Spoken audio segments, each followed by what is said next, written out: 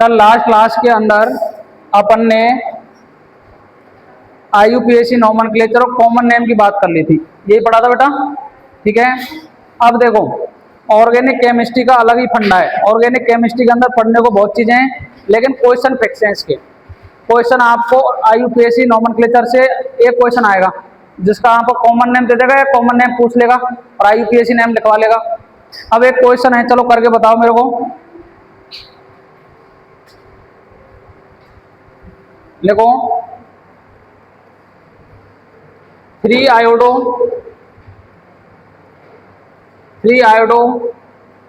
4 tertiary butyl heptane. पहले तो आप मेरे को बताओ ये सही नाम लिखा हुआ है क्या? हेप्टेन।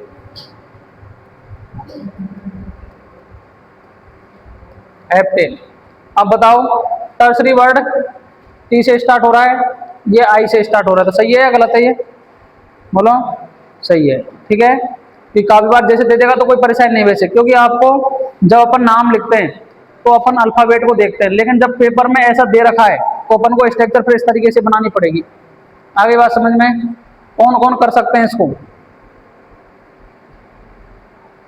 बोलो। अब समझो इसको। पहले सबसे पहले आपको वर्ड रूट और सफिक्स 1 दे रखा है, यही है।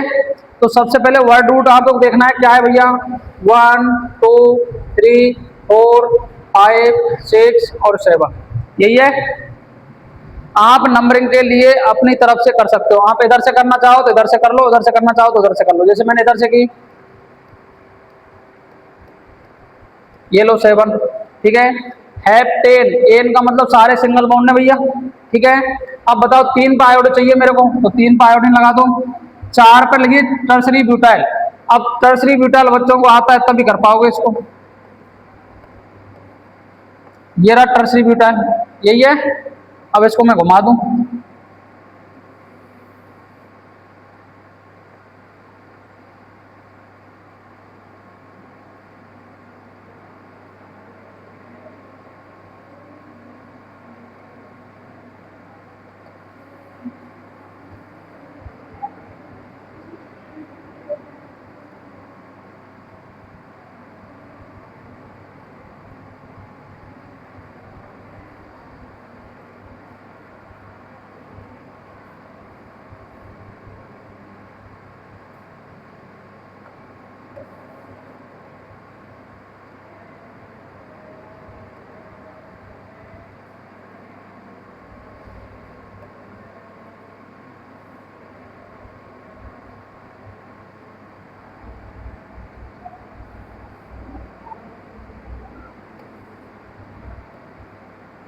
लो ये स्ट्रक्चर बन जाएगी इसकी है। हाँ वो भी लिख सकते हो, वो भी सही है, लेकिन टर्सरी ब्यूटाइल बोला है ना उसने, तो स्ट्रक्चर बना के देनी पड़ेगी आपको, ठीक है। बना लो फटाफट। सारी बैलेंस को किससे कंप्लीट कर लोगे आप? हाइड्रोजन से।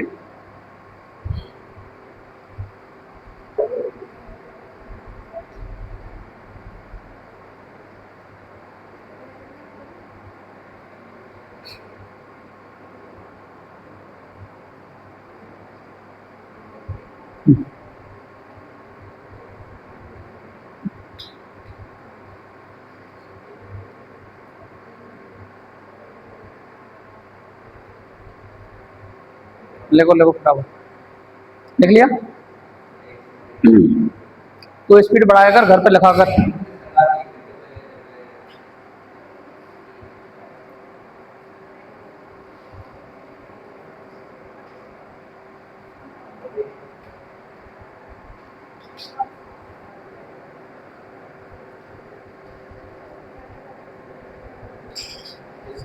चलें, चलो नेक्स्ट सेकंड डालो बेटा, नेचर ऑफ CX बॉन्ड।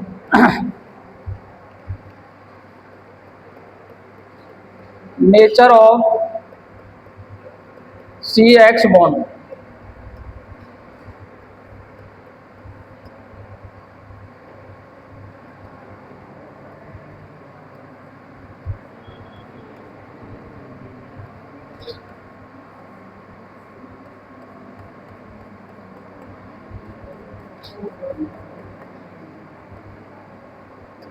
समझो। कार्बन और हेलोजन में से इलेक्ट्रोनेगेटिव किसकी ज्यादा होती है बेटा? हेलोजन की। किसकी होती है? हेलोजन की। पार्शियल नेगेटिव, पार्शियल पॉजिटिव, यही आएगा। ठीक है, अब बताओ ये क्या होता है? Away from the beaver, away from the beaver. और ये क्या होता है बेटा? टुवर्ड्स द बीवर, देखने वाले के सामने, देखने वाले के सामने। और ये क्या कहाँ होता है? देखने वाले से दूर, देखने वाले से दूर, ये होता है। अब देखो एक्स की इलेक्ट्रोनेगेटिव ज़्यादा होती है, एक्स की इलेक्ट्रोनेगेटिव ज़्यादा होगी तो इलेक्ट्रॉन को खींचेगा, एक्स खींचेगा तो बॉन्ड कैसा हो जाएगा? पोलर हो जाएगा, ध्रुवीय हो जाएगा। तो इस पर क्या आ जाएगा? पार्शियल नेगेटिव, इस पर क्या आ जाएगा? Partial positive. तो बताओ ये बॉन्ड पोलर हो गया कि नहीं हो गया? बोलो, हो गया? तो बना दो।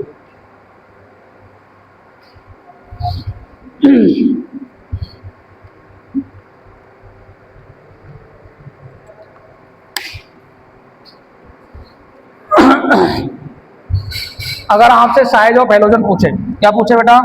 साइज ऑफ हेलोजन, तो कैसे बनाओगे बताओ? हेलोजन एक्स का मतलब जानते हो आप? एक्स बराबर है बेटा F C L B R और आई। इसका साइज होता है स्मॉलेस्ट। क्या होता है? Smallest size. और इसका साइज क्या होता है? Largest size. आगे बात समझ में? तो साइज का ऑर्डर ये हो जाएगा। ये इंक्रीजिंग ऑर्डर लिखा है मैंने, डिक्रीजिंग ऑर्डर लिखा है? Increasing order. कैसा लिखा है? Increasing order. जिधर मूव होगा ना वो बड़ा होगा।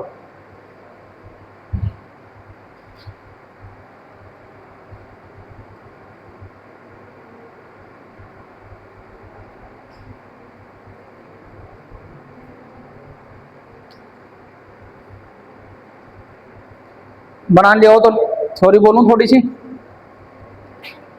देखो halogen atoms are, halogen atoms are more electronegative, halogen atoms are more electronegative than than than carbon atom, halogen atoms are more electronegative than carbon atoms are, carbon atom. therefore CX bond of, therefore CX bond of C और X, CX bond of alkyl halide, CX bond of alkyl halide is polarized। ना क्या लिखा तुमने? Halogen atoms are more electronegative than carbon atoms. So CX bond of, CX bond of alkyl halide, alkyl halide, alkyl halide is polarized, is polarized, is polarized, polarized।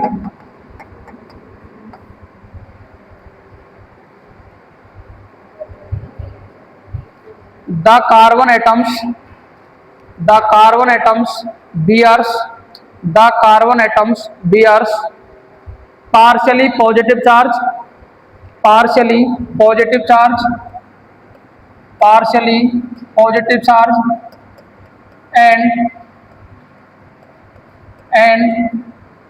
halogen atoms, and halogen atoms,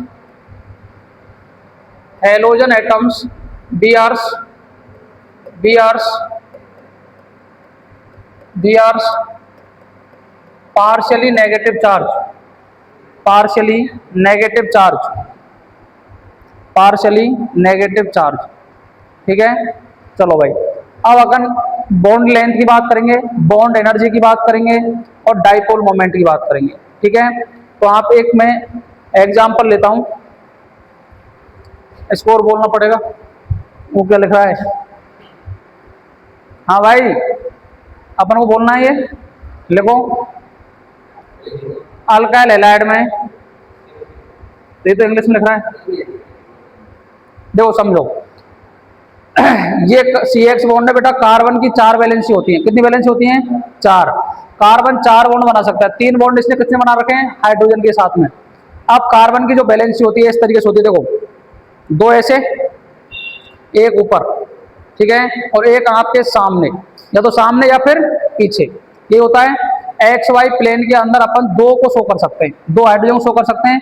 2 अपने को एक तो plane के सामने और एक plane के पीछे शो करना पड़ेगा, ठीक है। वो 3D स्ट्रक्चर होती है इसकी। तो डैश, इसे तो बोलते हैं बेज। क्या बोलते हैं बेटा?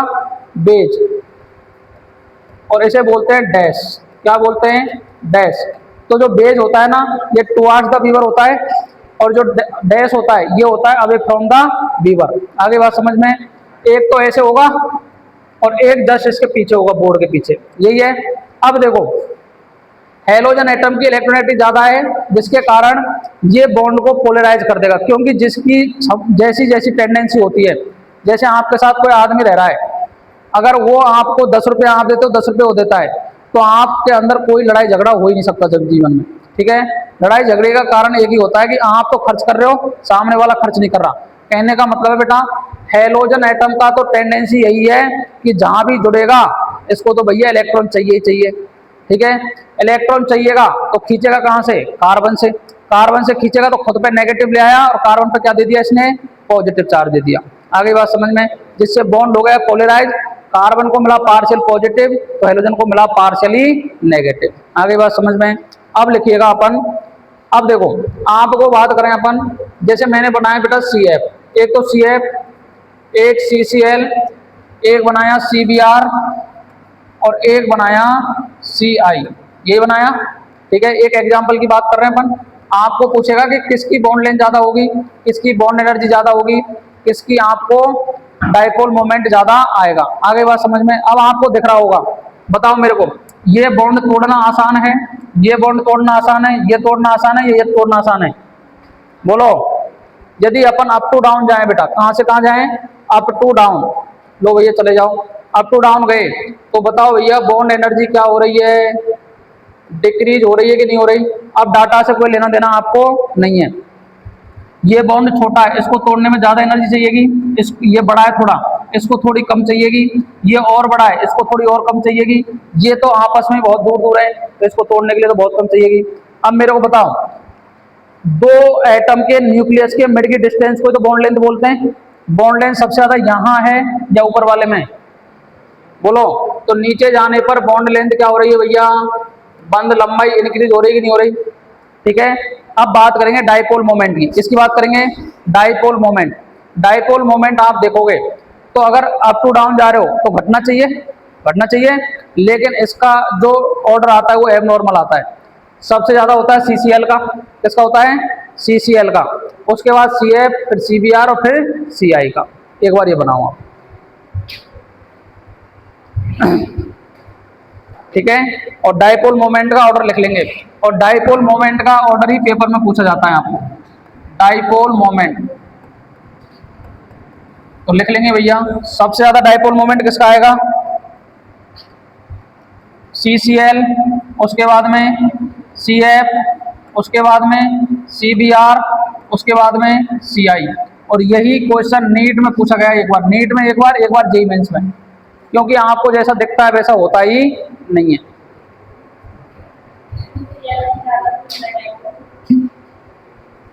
क्लोरीन की इलेक्ट्रॉनिटी ज्यादा होती है, इलेक्ट्रॉनिटी ज्यादा होती है, साइज छोटा कर देता है ये, और साइज छोटा करता है तो Q/D होता है। डाइपोल मोमेंट क्या होता है? Q/D।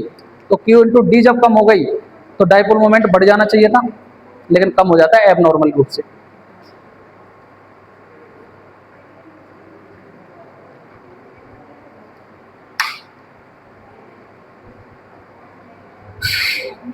इसका जब देखा गया तो 1.86, ये 1.84, ये 1.83 करीब आया, और ये 1.62 के करीब आया।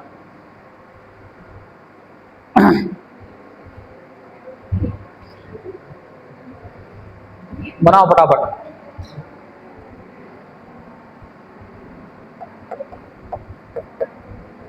इस पे स्टार लगा लेना।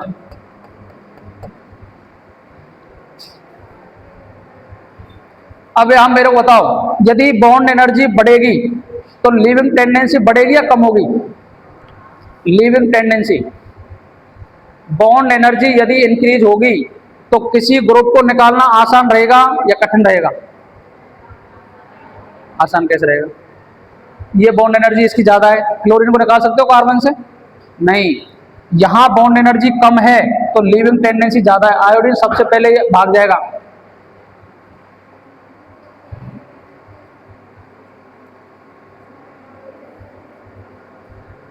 चलो लिख लिया, ये ऑर्डर याद रख लोगे, ठीक है। लीविंग टेंड क्या करो, डाइपोल मोमेंट का मतलब क्या होता है? द्विध्रुव आघूर्ण, द्विध्रुव आघूर्ण जिसमें पढ़ा होगा तुमने, ये द्विध्रुव आघूर्ण। बॉन्ड लेंथ को बोलते हैं बंध लंबाई, बंध लंबाई, और बंध एनर्जी, बंध ऊर्जा। ये बॉन्ड एनर्जी, बॉन्ड लेंथ आपको कहां पढ़ाए थे मैंने? केमिकल बॉन्डिंग के अंदर पढ़ाए थे क्या? चलो भाई नेक्स्ट लिखो। अब देखो, अपन को किसी भी चैप्टर के अंदर जो पढ़ना है, आपको सबसे पहले इंट्रोडक्शन पढ़ना होता है बेटा। क्या पढ़ना होता है? इंट्रोडक्शन। भैया नाम कैसे पढ़ा, ठीक है। उसके बाद में क्लासिफिकेशन पढ़ना होता है, क्लासिफिकेशन। क्लासिफिकेशन के बाद में आपको नोमेनक्लेचर पढ़ना पड़ेगा, नोमेनक्लेचर। उसके बाद में नेचर ऑफ बॉन्ड पढ़ना पड़ेगा, नेचर ऑफ बॉन्ड। उसके बाद में आपको पढ़ना है मेथड ऑफ प्रिपरेशन। क्या पढ़ना है? मेथड ऑफ प्रिपरेशन, ठीक है। उसके बाद आपको पढ़ना है फिजिकल प्रॉपर्टीज। क्या पढ़ना है? Physical properties. और फिजिकल प्रॉपर्टीज के लास्ट में अपन पढ़ेंगे बेटा केमिकल प्रॉपर्टीज। क्या पढ़ेंगे? केमिकल प्रॉपर्टीज, ठीक है। क्या पढ़ेंगे बेटा? Chemical properties. अब देखो, अगर अपन बात करें तो क्लास 11th के अंदर ही अपन क्लासिफिकेशन पढ़ लेते हैं, नोमेनक्लेचर वहीं पढ़ लेते हैं, और नेचर ऑफ बॉन्ड भी वहीं पढ़ लेते हैं। बस क्लास 12th का तो यही टॉपिक है, method of preparation, physical properties और केमिकल प्रॉपर्टीज। आगे बात समझ में? क्योंकि आपको 1 डिग्री 2 डिग्री 3 डिग्री सारी बात अपन वहीं कर लेते हैं। उसके बाद में नोमेनक्लेचर भी वहीं पढ़ लेते हैं। आईयूपीएसी नोमेनक्लेचर के अंदर नेचर ऑफ बॉन्ड का पता पड़ ही जाता है अपने को, जो भी जुड़ रहा है वो कैसा होगा, पोलराइज होगा या नॉन पोलराइज होगा। बस 3 काम की बातें, और तीनों काम की बातों में से आपको याद रखनी है नेम रिएक्शन। इन सभी का निचोड़ क्या है? Name reaction. ये अगर कर लेते हो तो बहुत अच्छा स्कोर हो जाएगा आपका। आगे बात समझ में? अब हेडिंग डालो। अपन ने इंट्रोडक्शन पढ़ लिया, क्लासिफिकेशन पढ़ लिया, नोमेनक्लेचर पढ़ लिया, नेचर ऑफ बॉन्ड पढ़ लिया। अब पढ़ो मेथड ऑफ प्रिपरेशन। अब अपन अलग अलग से मेथड ऑफ प्रिपरेशन पढ़ने वाले हैं बेटा। चलो हेडिंग डालो, method of preparation, method of preparation of haloalkanes, haloalkanes, method of preparation of halo alkanes.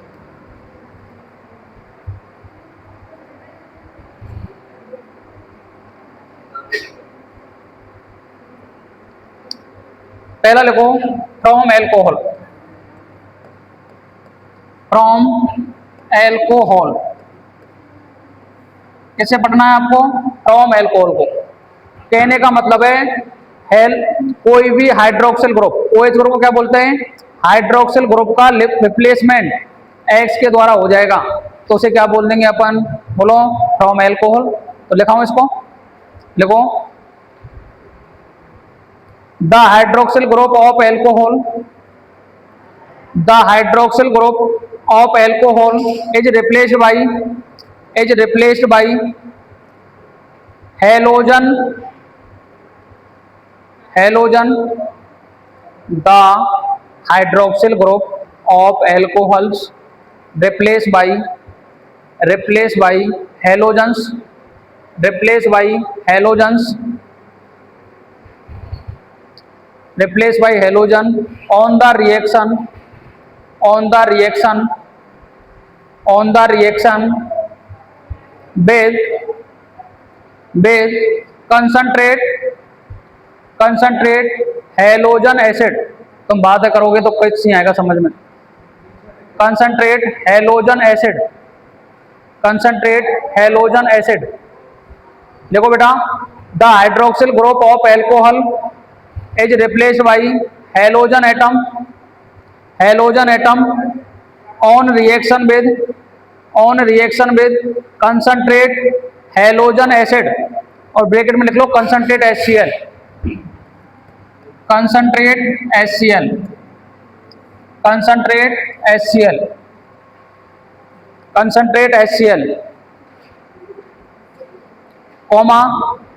Comma phosphorus halide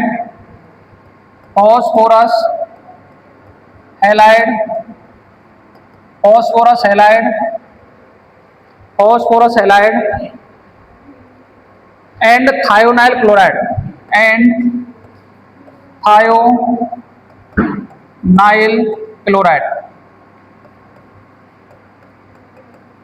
इसे बोलते हैं SOCl2। क्या बोलते हैं बेटा? SOCl2। अब समझना, देखो पिछले साल का जो क्वेश्चन आया था पेपर बोर्ड में नहीं, नीट में आया था, ये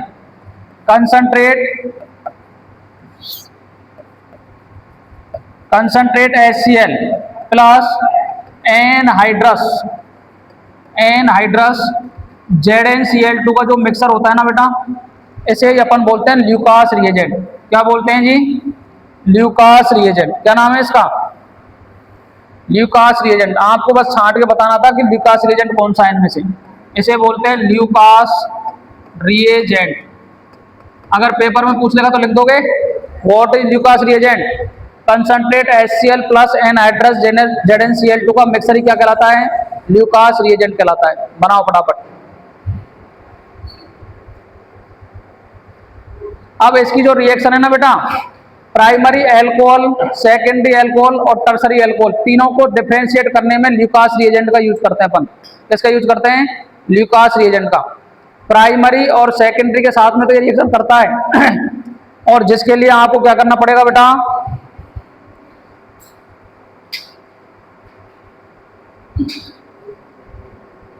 हीट करना पड़ेगा। लेकिन आप जब जैसे 3 डिग्री एल्कोहल लोगे तो आप ओनली शेक कर दो उसको, उसके साथ में रिएक्शन दे देगा, तो डिफरेंशिएट हो जाएंगे प्राइमरी और सेकेंडरी। आगे बात समझ में? अब आप लिखो रिएक्शन। अब एल्कोहल की पहली रिएक्शन की बात करेंगे अपन। चलो करें।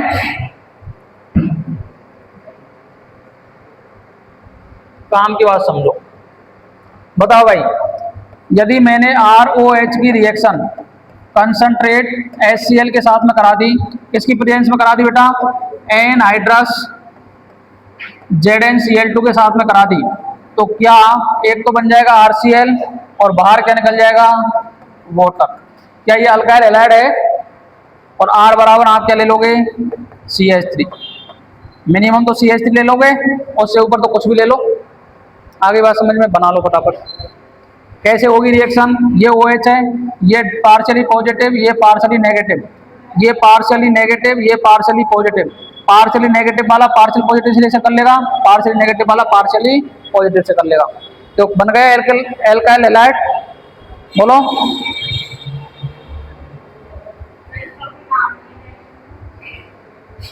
है ना ल्यूकास रिएजेंट के साथ में। अब इसको अलग अलग कर रखा है, इसको दोनों को मिला करके ल्यूकास रिएजेंट बोलते हैं अपन।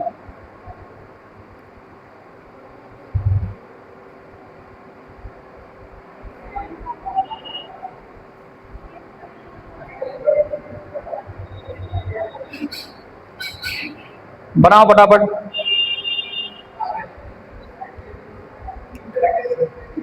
अगर आपसे पूछे बेटा कि रिएक्टिविटी क्या है एल्कोहल की, अभिक्रियाशीलता क्या है, सबसे अच्छा रिएक्शन कौन करेगा, तो reactivity of alcohol, reactivity of alcohol तो कौन सबसे ज्यादा करेगा? 3 डिग्री, उसके बाद में 2 डिग्री, उसके बाद में बेटा 1 डिग्री। आगे बात समझ में? 3 डिग्री सबसे अच्छा रिएक्शन करता है, फिर 2 डिग्री करता है, फिर 1 डिग्री करता है। कहने का मतलब है टाइम पीरियड, 3 डिग्री फटाफट पीपीटी बना देगा, 2 डिग्री को 4 से 5 मिनट लगेंगे और 1 डिग्री को 10 से 15 मिनट के बाद में बनेगी पीपीटी। तो हो गए डिफरेंशिएट, बनाओ।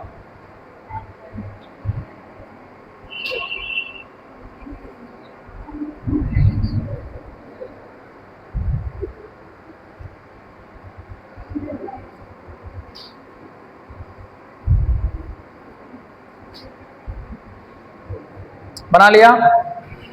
अगर एल्कोहल की रिएक्टिविटी पूछेगा तो क्या लिखोगे? अरे क्या लिखोगे? 3 2 1, 3 डिग्री सबसे अच्छा, फिर 2 डिग्री, फिर 1 डिग्री। आगे बात समझ में? चलो नेक्स्ट लिखो। यदि आपने एल्कोहल की रिएक्शन बेटा ROH की reaction NaBr plus concentrate H2SO4 के साथ में करा दी तो आपको क्या मिलेगा बताओ? एक तो मिल जाएगा RBr, क्या मिलेगा? RBr, और एक मिलेगा आपको NaHSO4, और कौन बच गया? और एक बाहर कौन निकल जाएगा? H2। कौन निकल जाएगा? H2। देखो यहां ये रिएक्शन पार्शली पॉजिटिव, ये पार्शली नेगेटिव, ये पार्शली पॉजिटिव, ये पार्शली नेगेटिव, H2SO4 में ये पार्शली पॉजिटिव और ये पार्शली नेगेटिव। आगे बात समझ में? अब अपना जो टारगेट है, सबसे पहले टारगेट याद रखना है, अपना टारगेट है अल्काइल हैलाइड बनाना। क्या बनाना? अल्काइल हैलाइड बनाना। तो बताओ ये तो R हो गया और ये मेरे को दिख रहा है Br हो गया, तो इन दोनों को मिला दो तो RBr बन गया।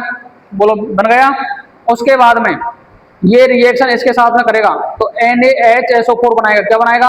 NaHSO4, क्योंकि ये टूटेगा HSO4 माइनस में, ऐसे टूटेगा ये, ठीक है। तो ये जो माइनस वाला पार्ट है दूसरा, ये किससे रिएक्शन करेगा? बोलो, ये तो करेगा इससे, और ये जो H बचा है ये किससे करेगा? इससे। आगे बात समझ में? बनाओ फटाफट। बाकी ये रिएक्शन आपको पेपर में नहीं आएगी, मेरी गारंटी है, क्योंकि इसका कोई नाम नहीं है। क्या नहीं है? नाम। और जिसके नाम नहीं है ना, उनकी कोई वैल्यू भी नहीं है। जब तक नाम नहीं होगा ना, जब तक कोई पूछेगा ही नहीं। तो पहले भैया नाम कमाओ। अब इस रिएक्शन का कोई नाम ही नहीं है तो ये पेपर में आती ही नहीं है।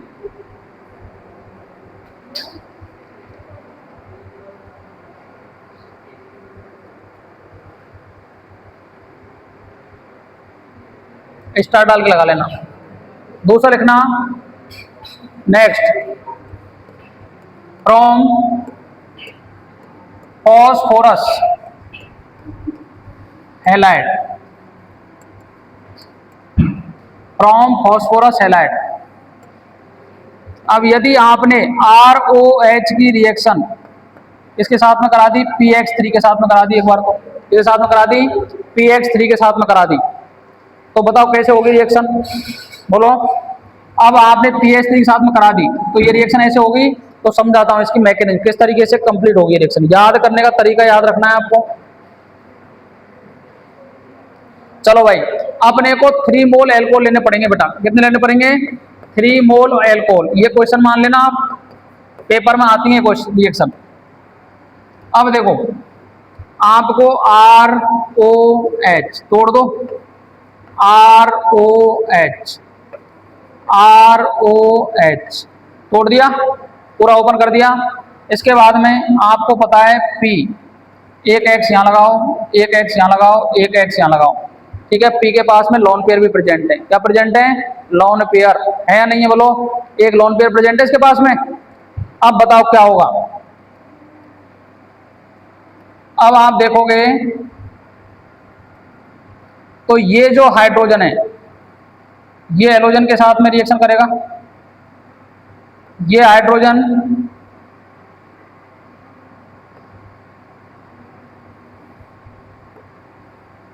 इस X के साथ में रिएक्शन करेगा, ये H के साथ में रिएक्शन करेगा। करेगा कि नहीं करेगा? बोलो। तीनों ने रिएक्शन कर ली। अब देखो आप बताओ भाई क्या बना प्रोडक्ट में? बोलो। HX तो बाहर निकल गया। नहीं नहीं नहीं, ये पूरे से रिएक्शन करेगा। रुको, इसको और बढ़ाना पड़ेगा।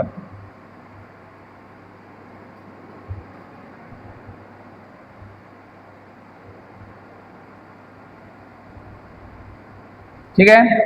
अब जो ये X है ना बेटा, ये एक्स, अपने को टारगेट क्या है, अपने को बनाना क्या है, आर एक्स, क्या बनाना है, आर एक्स बनाना है। उसके बाद में क्या बचेगा इसके पास में बताओ, ये पार्ट बचेगा खाली, बोलो ये पार्ट बचेगा, और इसका कौन सा पार्ट बचेगा, ये पार्ट बचेगा, बचेगा कि नहीं बचेगा, तो ये इस पार्ट से रिएक्शन कर लेगा, ठीक है। तो बताओ क्या निकल गया बाहर, पीओ, POH3 निकल गया क्या, POH3, और ओ कितने हैं, 3 ही है, तो क्या इसका नाम मैं H3PO3 ले सकता हूं क्या, बोलो। तो यही एक बार जेईई मेंस में क्वेश्चन पूछा था कि जब भी एल्कोहल PX3 के साथ में रिएक्शन करता है तो प्रोडक्ट में क्या बनते हैं, तो यहाँ क्या बनता है, एक तो फॉस्फोरिक एसिड बनता है, और 3 मोल क्या बनते हैं, अल्काइल हैलाइड, क्या बनते हैं, 3 मोल अल्काइल हैलाइड बनते हैं, ठीक है। अब इसको मैं एक बार रीअरेंज कर देता हूं सही तरीके से।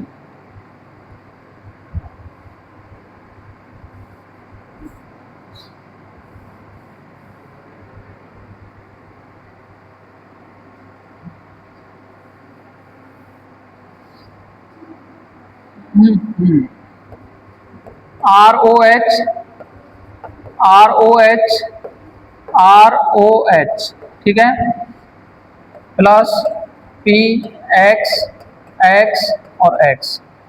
अब आपको कोई परेशानी आएगी ही नहीं, इसको तो बनाओ अलग से, ठीक है, और बाकी ये बच जाएगा। आगे बात समझ में, तो PX3 के साथ में ये प्रोडक्ट मिलता है अपने।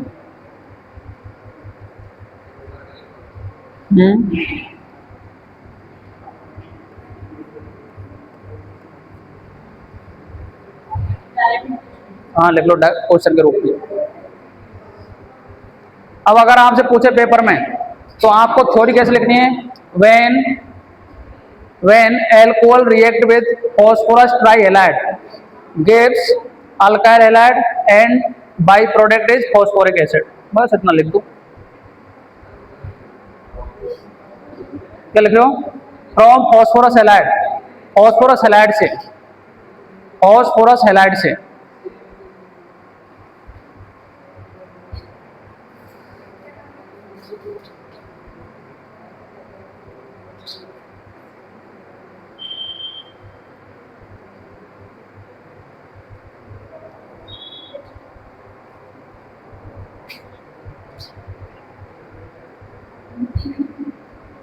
बना लिया। चलो सेकंड लिखो, सेकंड क्वेश्चन की फॉर्मेट में लिख लो। यदि आपने ROH की रिएक्शन किससे करा दी बेटा, PX5 से, किससे करा दी, PX5 से, तो आपको बताना है क्या प्रोडक्ट बनेंगे, ठीक है। PX5 से कराने पर क्या प्रोडक्ट बनेंगे, तो देखो सॉल्यूशन की बात करें बेटा, ROH ऐसे तोड़ दोगे, ठीक है। इसके बाद में PCl और PCl, एक Cl यहाँ, एक Cl यहाँ और एक Cl यहाँ बना दोगे, ठीक है। अब कुछ नहीं करना है आपको, कुछ तो करना ही पड़ेगा, कुछ तो नहीं, आपको कुछ का मतलब है ये यहाँ से यूं टूटेगा और ये यहाँ से यूं टूटेगा, ठीक है। अब आपको जैसा दिख रहा है ऐसे कैसे लिख देना है ये, बोलो भाई, PX जगह PCl5 लिख लेना यहाँ, ठीक है। अब देखो ये क्या बन गया, एक RCl, क्या बन गया, RCl, एक तो बन गया RCl प्लस एक क्या बन गया, HCl, एक क्या बन गया, बोलो, POCl3, फॉस्फोरस ऑक्सीक्लोराइड, क्या नाम है इसका, फॉस्फोरस ऑक्सीक्लोराइड। तो समझ में आ गया जेईई मेंस में आने का रीजन इसका, क्योंकि इसके प्रोडक्ट अलग अलग मिलते हैं।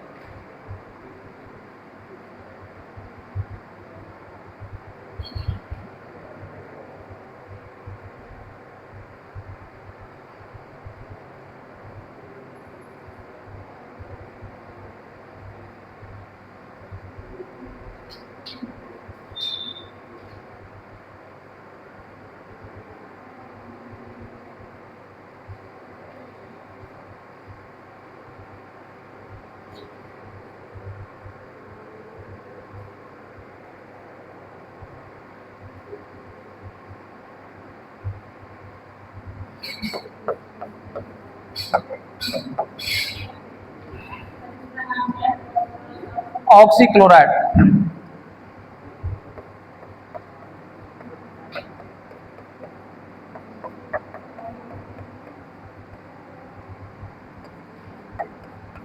यदि अल्कोहल की रिएक्शन रेड फास्फोरस और X2 के साथ में करा दें तो अपना प्रोडक्ट क्या मिलता है?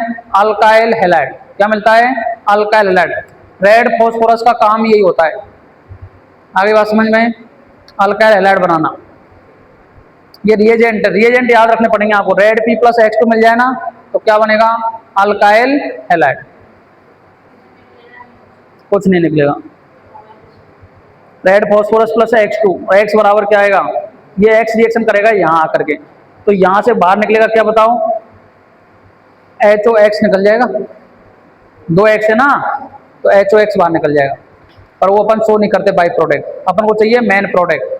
टारगेट अपना क्या है? अल्काइल हैलाइड बनाना। कैसे बने वो? तो एक तो आपको पता ही है मेन प्रोडक्ट, तो अब बाई प्रोडक्ट बनाओ तो बना दो, नहीं कोई जरूरत नहीं है। अब जितना भी अपन ने पढ़ा है भैया उसके मैं कराता हूं तुम्हें क्वेश्चन, ताकि आपको समझ में आ जाए कहानी क्या है। ठीक है?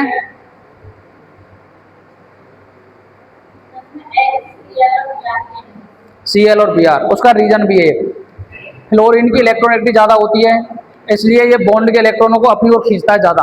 अपनी ओर खींचेगा तो ये क्या है? इसकी ज्यादा रिएक्शन मिलती नहीं है, क्योंकि हाईली एक्सोथर्मिक रिएक्शन होती है इसकी। क्या होती है? Highly exothermic reaction. लेकिन आयोडीन का साइज सबसे बड़ा होता है। क्या होता है? आयोडीन का साइज बड़ा होता है। आयोडीन रिवर्सिबल रिएक्शन शो करता है। कैसे शो करता है? Reversible reaction. तो आयोडीन को जब भी फ्री छोड़ते हैं ना तो ये दूसरे आयोडीन से मिलकर के I2 का फॉर्मेशन कर लेता है। तो ना तो फ्लोरीन काम का और ना आयोडीन काम का, तो काम के अपने कौन है? Cl और Br। ना तो इनकी इलेक्ट्रोनेगेटिविटी ज्यादा है, ना इनका साइज ज्यादा है, इसलिए आसानी पूर्वक रिएक्शन शो करते हैं। आगे बात समझ में? चलो अब मैं क्वेश्चन कराता हूं, ताकि आपको थोड़ा कि ऑर्गेनिक आते ही आप टेंशन में आ जाते हो। क्या कह रहे हो? ROH, जब मैं बोलूं CH3 CH2OH की रिएक्शन करानी है आपको PCl3 से। किससे करानी है? PCl3 से। नेक्स्ट क्वेश्चन है बेटा, CH3 CH2OH की रिएक्शन करानी है आपको PCl5 से। किससे करानी है? PCl5 से। आपको बताना है क्या क्या प्रोडक्ट बनेंगे, फटाफट बता के बता दो मेरे को।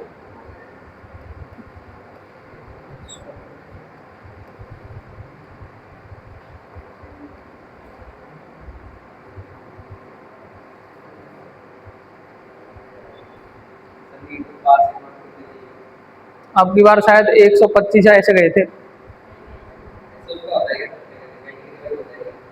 हाँ 125 तो चाहिए कम से कम। आपको अगर कॉलेज में एडमिशन लेना है कहीं भी, तो आपको मिनिमम नीट का तो स्कोर चाहिए चाहिए।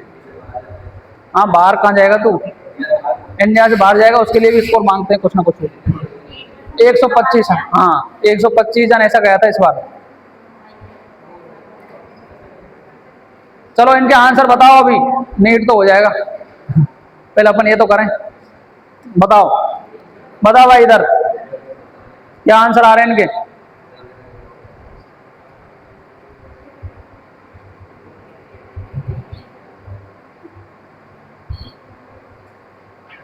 क्या आ रहे हैं आंसर बताओ। चलो समझो, एंड करते हैं अपन फटाफट। देखो भैया सॉल्यूशन की बात करें, आपको पता है जब 3 है, ये याद रखना है, जब 3 है ना तो अपन को 3 मोल लेने हैं। 3 है तो कितने लेने हैं? 3 मोल। तो ले लो CH3 CH2OH CH3 CH2OH CH3 CH2OH। पहचानने का यही तरीका है, 3 मोल है तो 3 ही लेना है भैया। 3 Cl तो 3। आगे बात समझ में? उसके बाद में PCl Cl और Cl। उसके बाद में बताओ भैया, ये यहां से टूटेगा, लो ये यहां से तोड़ दो। यहां से तोड़ने के बाद में क्या बनेगा बताओ? 3CH3 CH2Cl, और बाहर क्या निकल गया बताओ? H3PO3। निकला कि नहीं निकला? Phosphoric acid. ठीक है, अब आपको पता है जब 5 मोल हैं तो 5 से ज्यादा तो हो ही नहीं सकता। अब 5 से ज्यादा नहीं होगा तो क्या करेंगे भैया, नॉर्मल अपन को एक ही लेके चलना है।